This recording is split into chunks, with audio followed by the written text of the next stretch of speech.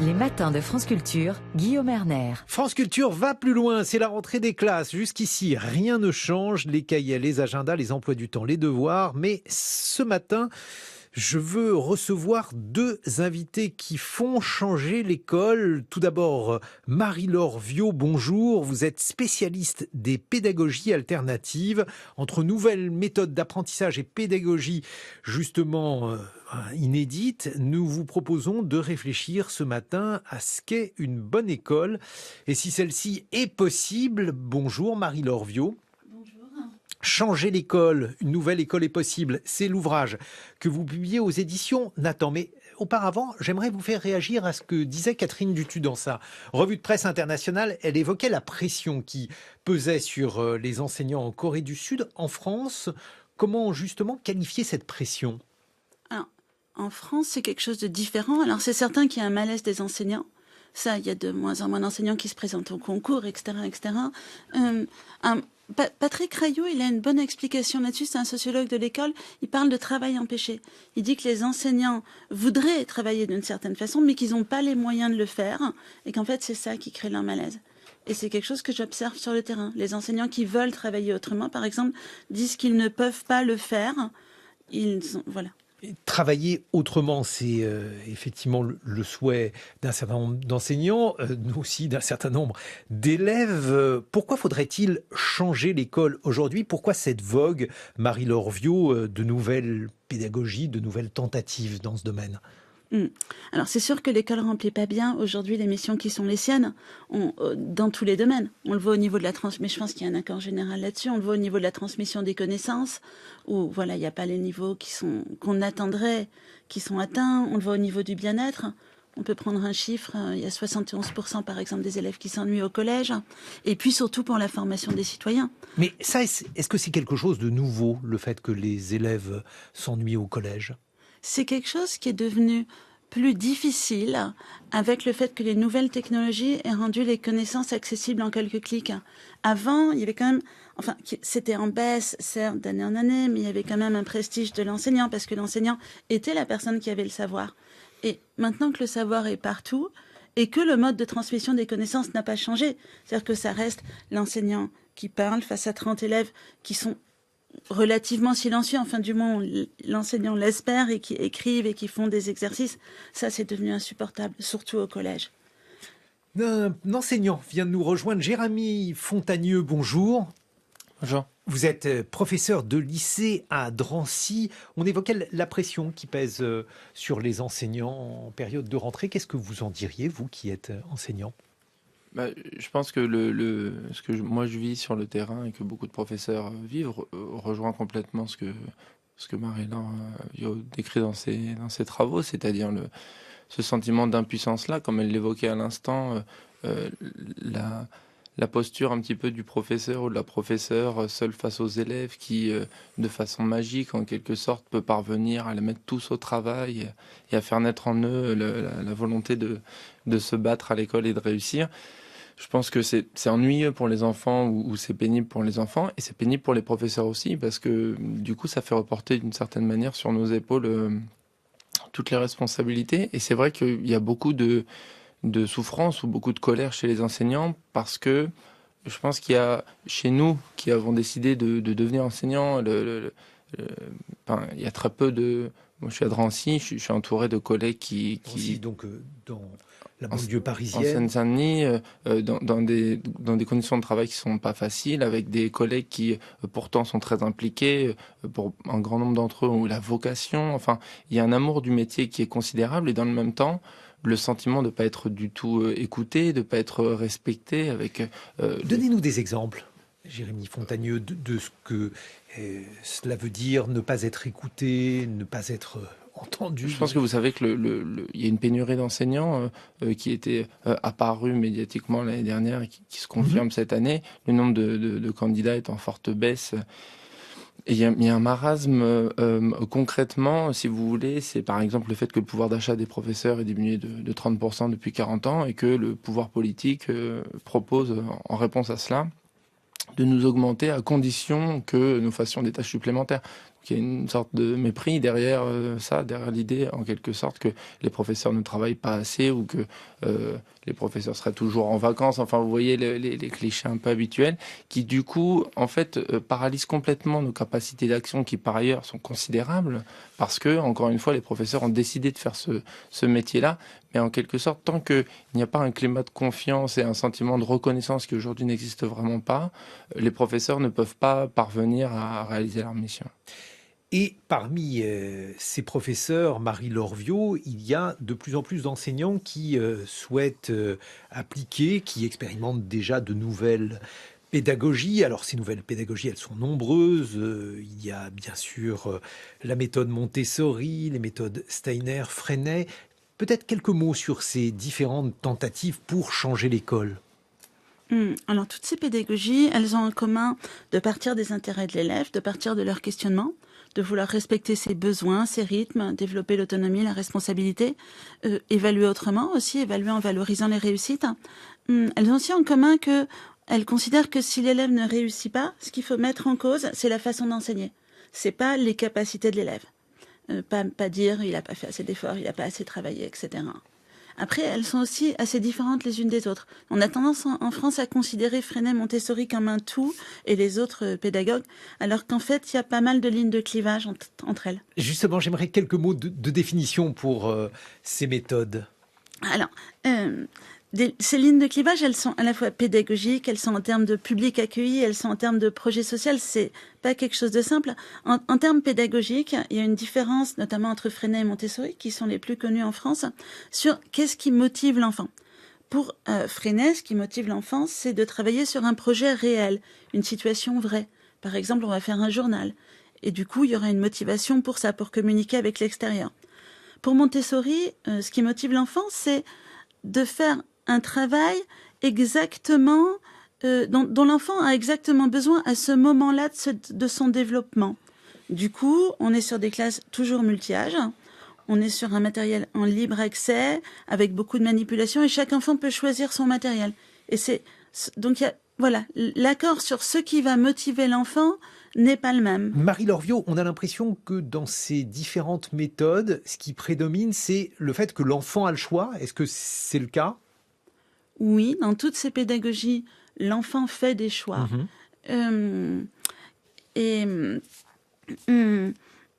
C'est-à-dire qu'on le laisse libre de faire ce qu'il veut faire, ou c'est une caricature de dire ça ? Non, c'est une caricature, mais c'est intéressant comme question parce qu'on a cette représentation de l'école différente qui serait une école où les enfants seraient libres. L'enfant a des choix, mais dans un cadre défini. Et en fait, la question, c'est l'intérêt de ces choix. Et à quoi ça sert ? Alors, déjà, ça crée plus de motivation. Ça permet à chacun de travailler selon ses besoins, à son niveau réel. Par exemple, à l'autre collège, qui est un petit établissement où je fais une recherche-action, les enfants en mathématiques, enfin les collégiens, peuvent choisir par un ensemble de compétences. Alors, est-ce qu'ils vont d'abord travailler le théorème de Pythagore ? Est-ce qu'ils vont d'abord travailler ceci ? Est-ce qu'ils vont d'abord... Ils choisissent. Alors, il y a des conditions. Par exemple, pour travailler le théorème de Pythagore, il est écrit qu'il faut déjà avoir travaillé les puissances. Mais il commence par ce qu'il souhaite. Et le simple fait de commencer par ce qu'on veut crée de la motivation parce qu'on a l'impression d'avoir choisi. Mais alors, justement, vous, Jérémy Fontagneux, vous êtes devenu célèbre parce que vous êtes professeur de sciences économiques et sociales dans un lycée qualifié de difficile à Drancy. Le fait de donner le choix aux élèves, alors on a l'impression que vous fonctionnez un peu aux antipodes, c'est-à-dire que vous considérez qu'il faut leur donner au contraire un cadre extrêmement strict. En fait, de la même manière que ce que vient de dire Marie-Laure Viaud au sujet de l'importance du choix pour les élèves, afin qu'ils soient motivés et qu'ils deviennent acteurs de leur travail d'élève, je pense que pour nous, enseignants, le fait de nous sentir nous-mêmes libres, et le thème du jour, c'est qu'est-ce qu'une bonne école ? Et je pense qu'une bonne école, c'est une école dans laquelle les élèves se sentent épanouis. Et je pense que pour que les élèves se sentent épanouis et travaillent et progressent, il faut que les professeurs soient épanouis. Et c'est vrai que à l'origine, moi, de la méthode que j'ai développée avec un collègue, David Benoît, à partir de 2012 à Drancy, au lycée, c'est vrai que nous, On a opté pour une sorte de rigidité, pas par principe, mais de façon pragmatique, en quelque sorte. C'est vrai que nos élèves qui sont des adolescents, d'abord et avant tout, qui manquent beaucoup de confiance en eux et qui ont la flemme, qui se laissent souvent aller et qui gâchent beaucoup leur potentiel et du coup le nôtre en tant qu'enseignant. C'est vrai que on s'est rendu compte que quand on était un peu plus strict, en quelque sorte, ça les aidait à faire moins de bêtises, si je puis dire. Mais ce qui est intéressant, c'est qu'aujourd'hui, la méthode qu'on a développée et dont on va reparler, je pense, en deuxième partie notamment, qui est basée sur le travail avec Il les faut que vous familles. nous disiez en quelques mots en quoi consiste cette méthode. La méthode est basée sur le travail avec les familles. En gros, l'idée, c'est de sortir de la posture dont on parlait tout à l'heure, du professeur ou de la professeure un peu héroïque, tout puissant ou toute puissante, et de faire alliance avec les parents de façon à ce que les familles nous protègent des violences du métier d'enseignant. Et ce qui est intéressant, c'est que Les parents sont d'accord? le cœur de la méthode est de faire en sorte que les parents soient non seulement tous d'accord, mais que ce soit des alliés formidables. Et justement, la clé, c'est comment est-ce qu'on fait pour y parvenir. Et donc, en fait, finalement, aujourd'hui, cette méthode, c'est un protocole de façon à créer de manière complètement irréversible, en quelque sorte, l'alliance entre les parents et les profs. Et ce qui est intéressant, c'est qu'à l'origine, nous, dans la façon dont on a appliqué cette méthode, il y avait une forme de rigidité, comme vous l'évoquiez. Et ça marche très très bien, c'est formidable. Mais dans le même temps, aujourd'hui, cette méthode, elle est reprise par plus de 200 professeurs. C'est un collectif aujourd'hui, Réconciliation. Et au sein de ce collectif, il y a aussi bien des professeurs qui, parce que ça correspond à la fois à leur caractère et puis à leur contexte, adoptent cette même rigidité. Et dans le même temps, il y a des collègues qui ne le font absolument pas et qui, pour certains, reprennent des méthodes qui étaient évoquées tout à l'heure, inspirées de Freinet, notamment avec la classe flexible, quelque chose que moi je ne fais pas du tout, mais qui, chez des collègues en collège notamment, produit des résultats formidables parce qu'encore une fois, ça correspond à ce que les professeurs ont envie de faire au fond d'eux. Je crois que le plus important pour avoir une bonne école, c'est d'avoir des professeurs qui se sentent libres. Et que pour que les professeurs se sentent libres, il faut qu'ils se sentent reconnus, il faut qu'ils se sentent respectés, ce qui à l'heure actuelle n'est pas le cas. Vous allez continuer à nous expliquer vos expérimentations. Jérémy Fontagneux, je rappelle que vous êtes professeur de sciences économiques et sociales au lycée Eugène Delacroix à Drancy, en Seine-Saint-Denis. Marie-Laure Viaud, maître de conférences en sciences de l'éducation. Vous publiez Changer l'école, une nouvelle école est possible, reconnectée à l'enfant et aux défis du monde. C'est aux éditions Nathan. Mais maintenant, on va écouter le billet, un billet en forme de billet avec aujourd'hui, puisque nous sommes lundi, Esther Duflo. 6h30, 9h, les matins de France Culture. Guillaume Erner. France Culture va plus loin. Qu'est-ce qu'une bonne école? Nous sommes en compagnie de Marie-Laure Viaud. Vous publiez Changer l'école aux éditions Nathan. Dans ce livre, vous exposez l'appétence pour les nouvelles méthodes éducatives, leur intérêt, la manière dont celles-ci pourraient être mises en place, sont déjà mises en place à l'école. Et puis Jérémy Fontagneux, vous êtes professeur de sciences économiques et sociales dans un lycée dit difficile. Et vous l'avez construit, votre méthode, une méthode qui s'appelle Réconciliation et qui est censée donc permettre aux élèves, aux enseignants et à leurs familles, puisque c'est l'une des spécificités de cette méthode, de mieux travailler ensemble. J'aurais aimé avoir votre avis sur ce que vient de dire mon camarade Jean Lémarie, autrement dit sur la manière dont les politiques, président actuel, mais les politiques auparavant faisaient de même, agissent ou n'agissent pas sur l'école. En fait, je trouve que le billet était très juste. Il y a beaucoup de colère et de lassitude chez les enseignants vis-à-vis des responsables politiques, dont beaucoup d'annonces semblent surtout relever de la communication. Ça a été évoqué, le fait de parler de l'uniforme, des abayas, ou de la critique contre la manière dont l'école, dont l'histoire devrait être enseignée, ou bien les critiques contre... Ce n'est pas seulement de la communication. Sur les abayas, il y a eu une décision de prise. Oui, mais ce que je veux dire, c'est que face au dysfonctionnement de l'école, qui touche à la fois les élèves, le fait que le système scolaire français soit l'un de ceux qui favorise le plus la reproduction sociale, le marasme chez les enseignants, la crise des vocations, comme ça a été rappelé, le fait de légiférer sur la tenue de certaines élèves, c'est pas la priorité. Disons que c'est pas à la hauteur des défis. C'est ça que je veux dire. C'est comme le fait d'expérimenter l'uniforme, pourquoi pas, mais ça ressemble quand même beaucoup à des recettes magiques en quelque sorte et qui surtout permettent de façon, c'est de la communication, de passer à côté des vraies solutions possibles. D'aucuns pourraient vous dire que la laïcité à l'école, ça n'est pas un problème périphérique. Absolument, mais je pense pas que la laïcité se limite à la façon dont c'est présenté par ceux qui nous gouvernent. Mais par contre, comme ça a été évoqué, l'école est avant tout basée sur les enseignants. Les enseignants ont des capacités d'innovation, d'expérimentation, de méthodes, qu'elles soient alternatives ou classiques, qui sont extraordinaires. Encore une fois, les enseignants ont choisi ce métier et s'ils continuent à le faire malgré les salaires qui sont indécents et la revalorisation a été évoquée. Je rappelle juste que pour 2/3 des enseignants, celle-ci sera inférieure à l'inflation. Donc c'est une revalorisation qui n'est vraiment pas du tout à la hauteur. Et la vraie revalorisation, en quelque sorte, elle est à condition de faire des tâches supplémentaires. Donc c'est pas une revalorisation. Donc encore une fois, pour que l'école change ou pour que les professeurs parviennent à mieux faire leur travail d'une certaine manière, il faut qu'ils se sentent en confiance. Et à l'heure actuelle, c'est pas du tout le cas. Et je pense que tant que d'un point de vue politique, comme ça a été évoqué dans le billet, les réponses ne sont pas à la hauteur, le marasme risque de se poursuivre. Votre point de vue, Marie-Laure Viaud?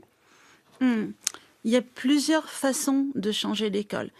Il y a une façon qui consiste à imposer de façon hiérarchique, verticale, des réformes top-down, c'est imposé par la hiérarchie. Et ça, bon, c'est comme ça que ça a été fait la réforme du lycée. C'est comme ça que, voilà, que globalement l'exécutif fonctionne. Ça, les enseignants se sentent très méprisés. Et en plus, ils ont l'impression, et c'est généralement très vrai, qu'il n'y a pas de prise en compte du terrain. Donc ça, on voit, ça fonctionne pas. Après, on peut essayer de faire l'autre chose, c'est-à-dire de faire des réformes. On dit ça marche pas, ok, on va faire du bottom-up. C'est-à-dire qu'on va dire, c'est-à-dire qu'on va dire que les réformes doivent venir du terrain. Et en fait, le président de la République fait un petit peu les deux. C'est-à-dire d'un côté, il est un trait hiérarchique. On va imposer ceci et tout le monde doit faire la même chose, etc. On va lire les mêmes textes, éducation civique tous les jours. Enfin, voilà. Vous allez faire comme ça, c'est moi qui décide. Et d'un autre côté, il dit, ok, maintenant il y aura l'autonomie des établissements, les choses doivent remonter du terrain, etc. Mais ça aussi, en fait, si c'est fait juste comme il le propose, c'est-à-dire en disant prenez des initiatives, on vous donne de l'argent, ça marche pas. Et on le sait parce qu'il y a des pays comme la Grande-Bretagne, comme les États-Unis, où il y a eu les free schools, les charter schools. Enfin, tout ce modèle d'autonomie où les recherches, en fait, montrent que ça conduit pas à plus d'innovation et pas à plus d'avancée. Ça conduit à des enseignements beaucoup plus traditionnels, parce que quand on donne le choix aux parents de différentes écoles, les parents connaissent pas et ils vont pas vers l'innovation parce que généralement ça les inquiète. Et puis quand on donne de la liberté comme ça aux établissements, eh ben il faut, en général, on veut savoir si ça marche bien, donc on impose des tests assez standardisés aux établissements. Et du coup, que font les établissements? Ils préparent à ces tests. Et pour préparer à ces tests, ils bachotent. Et donc, on va vers quelque chose d'encore plus classique et d'encore moins innovant. Donc, on sait que ça marche pas quand c'est trop hiérarchique, que ça marche pas quand c'est laisser comme ça les gens partir d'en bas sans les encadrer. Ce qu'il faut, c'est de la formation. Et ça, le président de la République n'en parle pas du tout. Mais c'est ça la clé du changement de l'école. Jean Lémarie. Est-ce que, je le disais, le président de la République entame là sa 7e rentrée scolaire depuis qu'il est à l'Élysée? Est-ce que sa vision de l'enseignement, sa vision de l'école a changé, selon vous, depuis qu'il est à l'Élysée? Marie-Laure Viaud. Non, il me semble que c'est quelque chose que aussi bien Jean-Michel Blanquer que Pap Ndiaye que le ministre actuel, de toute façon, suivaient la même ligne et j'ai pas vu de grands changements. On est toujours dans quelque chose de très autoritaire. Ils ont été considérés comme ayant chacun une doctrine bien différente en matière scolaire. Oui, mais en même temps, on est toujours sur l'imposition très autoritaire de réformes venues d'en haut qui n'ont pas d'autres effets. Mais je crois que c'est un peu compliqué, Marie-Laure Viaud, parce que les Français sont assez attachés à l'idée que l'école soit nationale et que donc elle ait des méthodes qui valent aussi bien pour Rodez que pour Drancy, que pour tous les lieux du territoire. Et donc si vous n'imposez pas d'en haut des méthodes nationales, comment faire pour assurer l'égalité républicaine? C'est un peu l'équation à résoudre en la matière. Mais c'est l'un des reproches d'ailleurs qui sont adressés Jérémy Fontagneux. à la fois que Emmanuel Macron a dans l'autonomie ou l'autonomisation des établissements. Ça risque de nuire justement au caractère national de l'éducation nationale et donc du coup de nuire à cette promesse qui n'est déjà pas tenue de l'égalité des chances. En fait, le débat politique et la réflexion politique est très intéressante et elle est indispensable puisque il faut le dénoncer et surtout que cette inaction ou cette action négative d'un point de vue politique frustre beaucoup et paralyse, me semble-t-il, vraiment les capacités d'action des enseignants puisqu'ils ne se sentent pas reconnus, ils se sentent méprisés et du coup c'est difficile. Ça vous le répétez, Jérémy Fontagneux, vous considérez effectivement qu'il y a là un problème, mais quand on écoute le discours des politiques, ceux-ci, au contraire, considèrent que les enseignants sont entendus. Emmanuel Macron dit que sous aucun autre quinquennat, on a autant revalorisé. Encore une fois, sur cette rentrée scolaire-là, la fameuse revalorisation socle, c'est-à-dire sans tâches supplémentaires, elle est pour 2/3 des enseignants, et c'est des statistiques qui sont sur le ministère de l'Éducation nationale, inférieure à l'inflation. La moyenne de l'augmentation socle des professeurs est de 5,5%, ce qui est inférieur à l'inflation. Mais ce qui est intéressant, c'est que d'une part, on peut avoir cette réflexion politique, et en fait, il y a beaucoup de professeurs qui n'attendent plus rien de ceux qui nous gouvernent, et j'en fais partie. Et ce que le projet que moi j'ai la chance de coordonner, et dont je suis le porte-parole, puisque j'enseigne à Drancy, et surtout, aujourd'hui, je passe beaucoup de temps à accompagner les collègues qui nous rejoignent, on est 200 maintenant, c'est que, en fait, la liberté pédagogique qu'on continue d'avoir et qui existe, en fait, au-delà de tous les débats politiques, aujourd'hui, cette semaine, les professeurs, en reprenant la classe, vont se retrouver face à des élèves. Et dans ce cadre-là, ils ont des marges de manœuvre qui sont considérables à condition de s'en saisir d'une certaine manière. Et c'est vrai que nous, la méthode qui s'est développée à Drancy et qui commence à être reprise... Je rappelle une méthode où vous travaillez de concert avec les familles. C'est ça. En gros, l'idée, c'est de rompre avec l'isolement dont souffrent beaucoup d'enseignants et dont nous-mêmes on souffrait. En fait, habituellement, on fait classe seul face aux élèves, et donc du coup, d'une certaine manière, on dépend de la bonne volonté des élèves qui, pour toutes sortes de raisons, n'est pas forcément considérable, parce qu'ils ont la flemme de travailler, parce que ils n'ont pas forcément confiance en eux. Bref, pour toutes ces raisons, les élèves ont du mal à faire les efforts que nous, les professeurs, leur demandons de faire, que ce soit au lycée à Drancy, en collège, en école primaire, quel que soit le contexte. D'ailleurs, ce qui est intéressant, c'est que sur les 200 enseignants aujourd'hui dans le projet, il y a une diversité extraordinaire de contextes socio-culturel, et l'idée c'est que alors qu'on nous a appris, et c'est comme ça qu'assez rapidement on s'est habitué à faire notre travail seul face aux élèves, là l'idée c'est d'aller chercher les familles, de faire en sorte que les familles, les parents d'élèves deviennent pour nous une protection face aux violences du métier, c'est-à-dire ne plus prendre sur nos épaules toutes les responsabilités, mais en fait aller chercher les familles pour leur faire un travail qui, nous, va nous aider à faire le nôtre. Mais alors ça a souvent été souligné par des politiques ou des sociologues, l'idée que l'école devait aujourd'hui prendre 2 missions, éduquer et socialiser. Ça veut dire que finalement, la dimension socialisatrice de l'école, vous souhaitez la faire ou l'abandonner, ou alors peut-être la partager. Je ne sais pas quel verbe vous utiliseriez avec les familles. En fait, de façon très concrète, moi, en tant qu'enseignant, j'aspire à ce que mes élèves soient à peu près à l'heure, à peu près sérieux en classe, prennent des notes et révisent à la maison. Et tous les enseignants ont des aspirations semblables. Les élèves n'y arrivent pas forcément pour toutes sortes de raisons. Ce que souvent, nous, enseignants, faisons, c'est que on essaye de faire réussir les élèves malgré eux. C'est-à-dire que parfois les élèves sont vraiment bloqués. Et donc du coup, on a ce sentiment d'impuissance parce que finalement, on a l'impression de plus souhaiter la réussite des élèves que les élèves eux-mêmes. Et donc du coup, de manière très pragmatique, notre solution, la solution qu'on a improvisée, c'est et si, puisqu'on n'arrive pas à faire aux élèves ces efforts-là, on avait recours, on demandait aux parents de nous aider, parce qu'en fait, les parents et les familles ont une influence en tant que parents que nous n'avons pas. Habituellement, les parents et l'école ne se parlent pas beaucoup, se parlent seulement ponctuellement lors de la remise des bulletins ou lorsqu'il y a des soucis. Souvent, on nous a formés de cette manière-là. Des réunions parents-profs. Il y a des réunions ponctuelles ou alors lorsqu'on décroche le téléphone pour appeler les parents, c'est seulement en cas de souci. Là, l'idée, c'est de créer une relation régulière, en quelque sorte, de façon à ce que les parents, à la maison, repassent une deuxième couche, en quelque sorte, ce qui, nous, en tant que professeurs, va augmenter notre autorité et va rendre notre discours auprès des élèves plus légitime. Jean Lémarie. Vous avez prononcé le mot autorité, le président de la République l'a prononcé aussi un grand nombre de fois depuis les émeutes du mois de juin. Et puisque vous évoquez les familles, le rôle des familles, le président aussi dit qu'il faut remettre et mettre les familles au centre du jeu, en même temps que les enseignants, en même temps que l'école, précisément dans ce dont parlait Guillaume, c'est-à-dire la socialisation que doit permettre l'apprentissage à l'école, au-delà des savoirs fondamentaux qu'on évoque depuis tout à l'heure.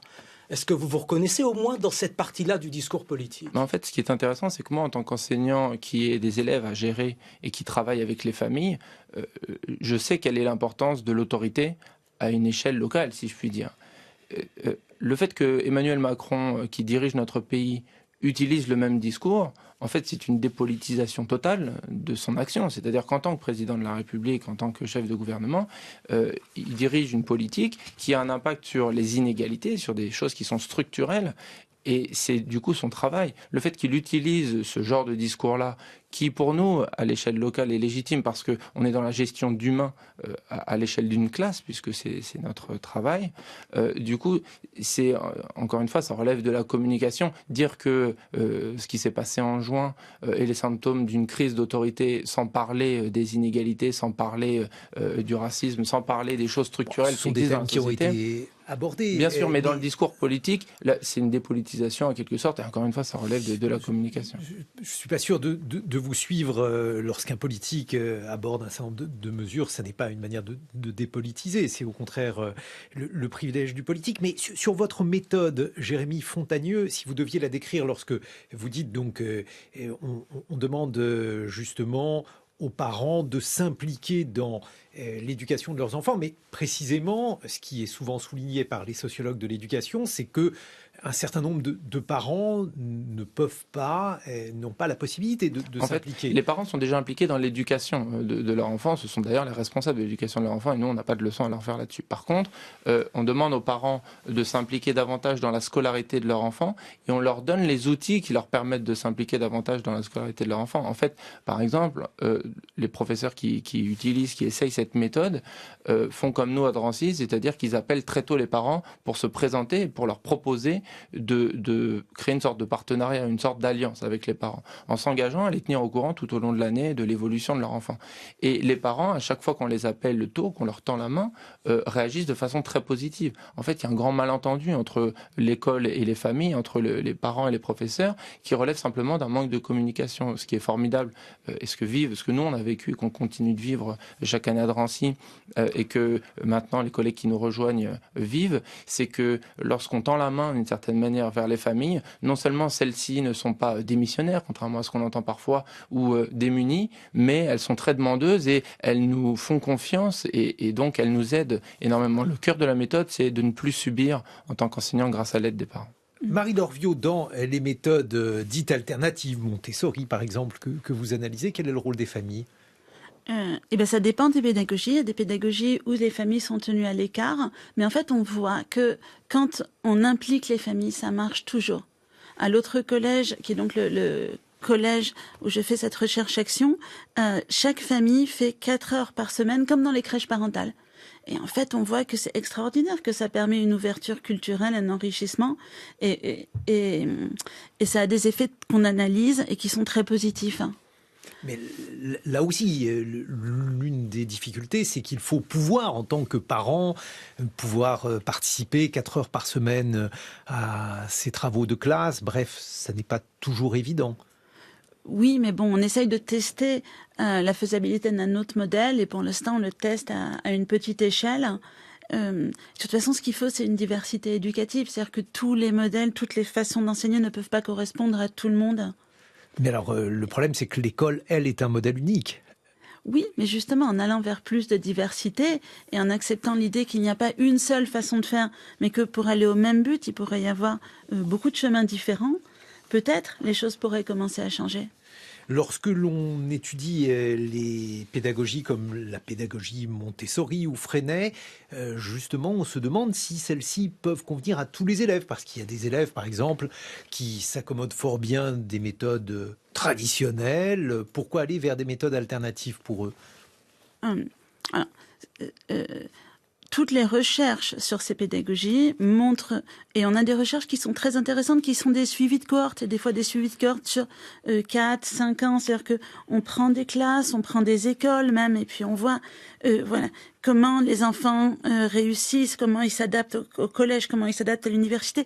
Toutes ces recherches-là montrent que pour l'ensemble des enfants, on a des acquis en termes de connaissances qui sont au moins aussi importants, soit aussi bons, soit meilleurs que dans le système standard, et qu'en plus, on a du plaisir d'apprendre, on a une réduction de la violence, on a une réduction du stress, on a des indicateurs qui sont très positifs, et c'est montré par des recherches internationales. Alors justement, à l'international, comment font les autres pays ? Est-ce qu'il y a des méthodes ailleurs dont on devrait s'inspirer ? Il y a aussi des méthodes en France dont on devrait s'inspirer, mais en tout cas, les pédagogies alternatives se développent dans tous les pays du monde. Et ça, c'est quelque chose. Mais est-ce qu'il y a des pays où celles-ci sont plus fortes, je dirais ? Oui, alors on a fait une recherche qui a consisté à comparer justement les pays où ces pédagogies étaient soutenues, se développaient, comme l'Allemagne, le Québec, etc., et les pays où ces pédagogies n'étaient pas soutenues, comme la France, l'Italie, le Chili. Et on voit que là où elles ne sont pas soutenues, c'est généralement des pays centralisés et où on donne la priorité au savoir académique. Tandis que là où elles se développent, c'est plutôt des pays décentralisés, où on accepte une diversité éducative et où dans la société, on considère que ce qui doit être mis en avant, c'est pas les savoirs académiques, c'est l'épanouissement de tous les aspects de la personnalité. Et alors, ça, c'est quelque chose de très peu français, a priori. Oui. Mais alors, comment faire ? Je ne sais pas si on peut changer la culture de Jérémy Fontagneux. De notre pays. Finalement, ça renvoie aussi à ce dont on parlait dans le billet politique. Il y a cette tradition jacobine, verticale, puis un peu messianique, d'attendre en quelque sorte que les choses changent d'en haut. C'est-à-dire, Jérémy Fontagneux, l'idée, c'est que l'école, souvent, est considérée comme étant un lieu qui n'est pas fait pour épanouir les élèves, qui est fait pour les encadrer. C'est un peu d'ailleurs ce qu'on retrouve dans votre méthode, parce que c'est une méthode quand même assez autoritaire. En apparence, c'est ce qu'on fait à Drancy, dans le fait de froncer un peu les sourcils ou d'être rigide. Mais le cœur c'est pas très rousseauiste ce que vous faites. Si par rousseauiste vous entendez...